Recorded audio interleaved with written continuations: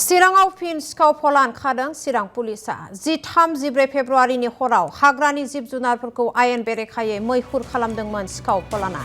आयेन बेरेखायै मैहुर खालामनायनि सुलाद मोनदोंमोन चिरां पुलिसा सिखावै मैहुर खालामनायनि हेंथायै सेबदोंमोन रुनिखातानि असिया गावनि हानजाजों लोगोसे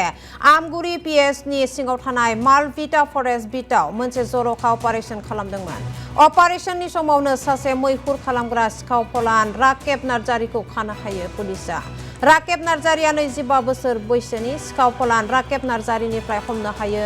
गंनै आखाइजों बानायनाय राइफल्स मोननै बेरेल थुख्रा दंफांनि थफ्लाजों खुख्रि सिखा थैनाय दावरायनि गोथै सह दावरायनि गांखं सन्देगोनां बेरफ्रुग्रा पाउडार गोनां प्लास्टिकनि बथलफोर हमनो हायो थर गुलि महरै बाहायजानाय लहानि पेलेट गोसोम गाबनि बेग गोथां गाबनि बेग हमनो हायो पुलिसा।